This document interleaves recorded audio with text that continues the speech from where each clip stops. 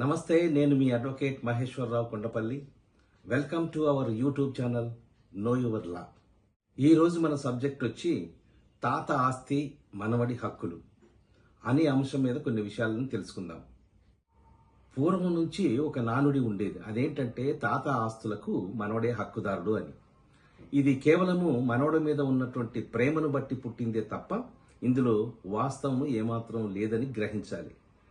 ఎందుకంటే తాత ఆస్తులన్నీ మనవడికి వచ్చినట్లయితే ఆ మనవడి తండ్రి అయినటువంటి తాత కొడుకుకి ఏం కావాలి? ఇది ఒక ప్రశ్న. వాస్తవంగా చూసినట్లయితే తాతకు కొడుకు లేనట్లయితే మనవడు ఎక్కడి నుంచి వస్తాడు? ఇది ఆలోచించాలి. రాఘవులు అనే వ్యక్తికి ఇద్దరు కొడుకులు, ఒక కుమార్తె ఉన్నారు.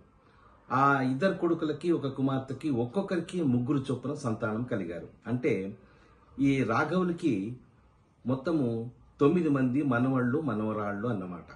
అంటే ఇప్పుడు మనం తెలుసుకోవాల్సిన విషయం ఏంటంటే రాఘవుల యొక్క ఆస్తికి వారసులు ఎవరు అని. హిందూ వారసత్వ చట్ట ప్రకారము రాఘవులకి వారసులు ఎవరు అంటే ముందు వరుసలో ఉండేది తన ఇద్దరు కుమారులు, ఒక కుమార్తె. ఆ తర్వాతనే వాళ్ళ మనవళ్ళు మనవరాళ్ళు. అయితే ఇక్కడ మనవళ్ళు మనవరాళ్ళు సహభాగస్తులుగా ఉంటారు. రాఘవులకి ఉన్నటువంటి ఆస్తిని ముగ్గురు సంతానానికి పంచినట్లయితే 6 ఎకరాల భూమిలో ఒక్కొక్కరికి 2 ఎకరాలు చొప్పున వస్తుంది. అదేవిధంగా 600 గజాల ఇంటి స్థలంలో ఒక్కొక్కరికి పంచినట్లయితే ఒక్కొక్కరికి 200 గజాల చొప్పున వస్తుంది.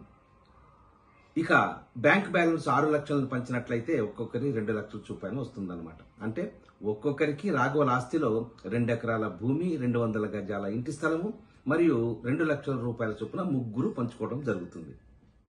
ఇక్కడ మనం గమనించవలసిన విషయం ఒకటి ఉంది. అదేమిటంటే తాతగారి నుండి వచ్చినటువంటి ఆస్తిని తన తండ్రి ఇష్టం వచ్చినట్లు అమ్మటం గాని, దాన ధర్మాలు చేయటం గాని అది జరగకూడదు. మరి ఆ మనవడి హక్కులు ఎప్పుడు వస్తాయంటే తాత చనిపోయి ఉండాలి మరియు మనవడు మేజర్ అయి ఉండాలి. ఈ రెండు కూడా ఇంపార్టెంట్ అయినటువంటి ఫ్యాక్టర్స్. ఇవి లేకపోతే మనవడికి హక్కులు ఆపాదించబడవు. అతను తప్పకుండా మేజర్ అయి ఉండాలన్నమాట.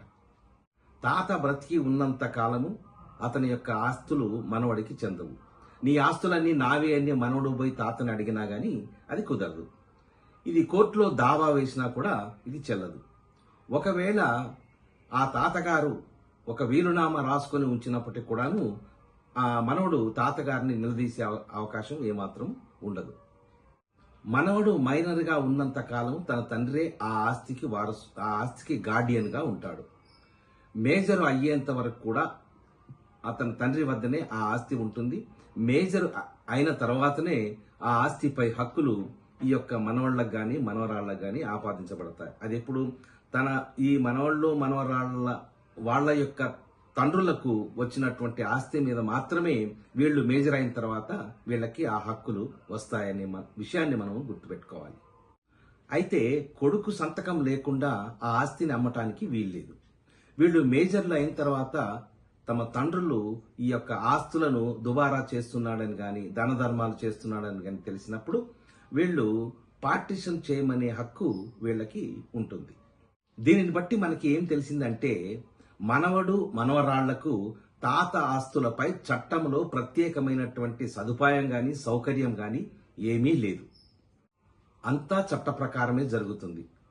తాత ఆస్తులకు మనవడు హక్కుదారుడు అనే నానుడి కేవలము అపోహ మాత్రమే.